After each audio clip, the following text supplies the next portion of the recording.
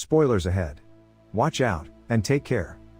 The movie begins with some crooks robbing weapons carriers in Odessa, Ukraine.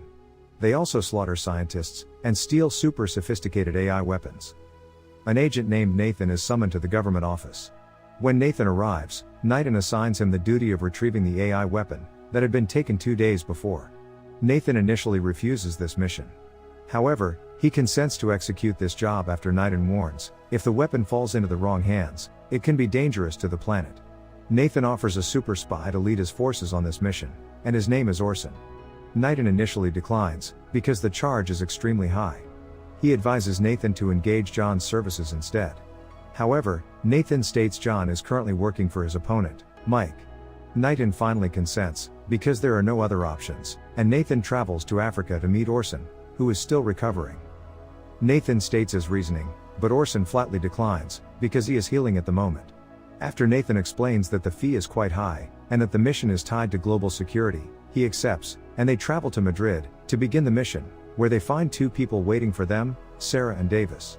Sarah is an excellent hacker, and Davis is a sniper who excels in every aspect. So they are both hired to assist Orson on this mission. Later, they head to the airport, to steal the hard drive from Donald, a delivery man. They also divide the tasks, Sarah in the office hacking the camera, and directing the squad via microphone, while Orson Davis and 2 others, Jane and Marcia, keep an eye on Donald's actions. Things are not as simple as they seem, because there are other teams interested in the hard drive as well. They paralyze Jane and Marcia, without Sarah noticing. She eventually learns that other hackers are manipulating the cameras. When Orson hears this, he realizes that the culprit is John, working with opponent Mike. Sarah, who manages to hack the computer, instantly informs Orson that he will be attacked from behind by 2 people. He quickly goes out to apprehend Donald after defeating them. Mike's men had already preceded them, so there is a fight. Nathan arrives to pick them up after they succeed. Donald suffers a heart attack in the vehicle, and at the same time, there are some cars chasing them and cutting their route to seize the hard drive. Seeing that Martin is about to kill him, Donald reveals an essential fact: he is forced to do so since his wife is being held prisoner. Still, the person who is going to buy this hard drive has not yet seen his face. As a result, Donald asks Nathan to meet the customer at the Duchess in Madrid, while masquerading as Donald. Shortly after, the old man asks them to save his wife, and dies. They are also fighting against time, since Mike's crew is forcing them to open the car door from outside. When the data has been duplicated, Mike opens the car door, and takes a copy of the hard drive. Sarah explains that they don't need to be concerned, because it is useless without a password. Nathan's only option is to disguise himself as Donald, in order to discover who purchased the hard disk. He does so, and meets with the buyer. Sarah, who recognizes his face from a hidden camera, discovers that one of them is Ben Harris, a lawyer, for an illicit arms dealer Mafia boss, Greg Simmons. Seeing this, Orson gets despondent and doubts his ability to apprehend Simmons, who is extremely agile, and one of the world's biggest arms dealers. Sarah notices Simmons has a soft spot for orphans, and a crush on an artist named Danny Francisco, and she gets the bright idea to capitalize on it. They return to America quickly to pick up Danny Francisco, and disguise themselves as Danny's new agent. Orson is able to speak alone with Danny. There, he requests Danny's assistance in attending a charity event hosted by Simmons, in France. Danny first resists vehemently, but after Orson shows a video of Danny and his sister-in-law, he is shocked. He doesn't want the video to ruin his big name, so decides to obey Orson's command. The 3 of them immediately board a boat. When Orson and Sarah arrive aboard the cruise ship, where the event is taking place, they urge Danny to distract Simmons, while they gather as much information as possible. When Simmons sees Danny, he quickly approaches him, and demands to speak with him. Orson and Sarah, who devised the plan, happen to see Mike's guys, who are already at the airport. They recognize Mike is also looking for information here. So they split off, and Sarah goes into one of the rooms, to set up a microphone, while Orson trails behind and beats Mike's men in a cool manner. Sarah gets discovered by Ben Harris, and uses her acting skills to fool him and buy Orson some time. Later, she checks on Orson, and goes to meet Danny on the deck. Simmons invites Danny and Sarah to visit his property in Turkey because he wants to show off his lifestyle and money. His business associates arrive soon, and they want to take a photo with Danny, while Simmons whispers to Sarah, and asks her to be his mistress, promising to give her a large portion of his riches. When Orson arrives, he asks everyone to leave. Moving to Nathan and Davis, who are listening in on Simmons' talk with his business partner. The chat indicates that the AI weapon will be sold for $10 billion, and more crucially, Simmons is merely acting as a mediator, because the name of the original bidder has not been divulged. The next morning, they hold a briefing and try to discover who would purchase the AI weapon. Orson finally chooses to break into Simmons' partner's house, to collect the buyer's information, because he has no other option. He does so with anesthetic gas, later in the evening, dispersing the gas throughout the room, with assistance of Sarah, who hacks the CCTV. He enters the bedroom after everyone has passed out, and is able to open the safe, and copies all of the data using Sarah's instructions. When he finishes, he snatches all of their money and jewels, in order to fool them into thinking it's a theft.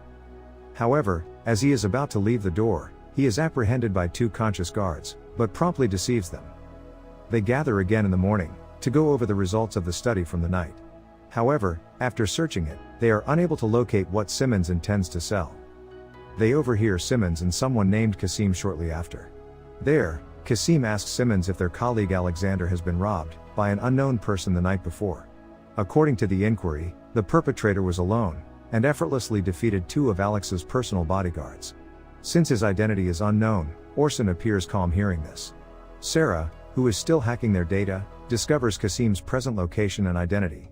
He turns out to be a Turkish government figure. They also now know Simmons and Kasim will have a covert rendezvous in 3 days. Nathan instructs Sarah and Danny to accept Simmons' invitation to visit his villa in Turkey, in order to find out what they will do. They arrive in Turkey, and are greeted warmly by Simmons and his bodyguards.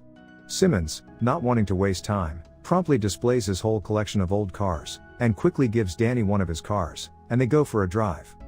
Sarah, left at the villa, hurries to carry out her plan to hack Simmons' computer. She turns around to hack the CCTV overhead, which is viewed directly by Amelia, Simmons' assistant. Back to Orson and Davis, who are watching Kasim's moves. Orson is taken aback when he notices Mike, who is also watching Kasim, and decides to pursue Ben Harris in secret, after seeing him. Sarah begins searching for information on Simmons' computer, and figures it out and informs Nathan. Simmons only bought the AK-47 that was robbed at the beginning. Nathan is angry when he hears it, since they have the wrong guy, because Simmons is not the buyer of the AI weapon they are seeking. He asks Orson to return, since they are suspecting the wrong guy, but Orson, certain that Simmons is involved, resolves to continue tracking Ben in secret. Ben, who is aware of the situation, immediately notifies Simmons. Naturally, Davis, who has tapped Ben's phone, also informs Orson that Ben is already aware. Ben requests reinforcements from Simmons. Hearing this, Orson quickly ambushes, and easily defeats Ben's guard. Ben attempts to avoid capture by stealing someone's motorcycle. Orson pursues him using a shortcut, with Davis's assistance. Ben has an idea to trick Orson, noticing that there is someone else. He pretends to ask for help in getting photographed, and covertly places his phone in that person's pocket. Even though the location point is correct, Orson does not discover him, and is perplexed. Then he peers down and sees a corpse lying below. It is the previous person who was pushed by Ben. Orson is caught off guard and Ben tries to push him as well. Fortunately, he is able to evade Ben because of his quick reflexes. When they arrive at the headquarters, Knighton informs them the data transmitted by Sarah from Simmons' computer is authentic and accurate.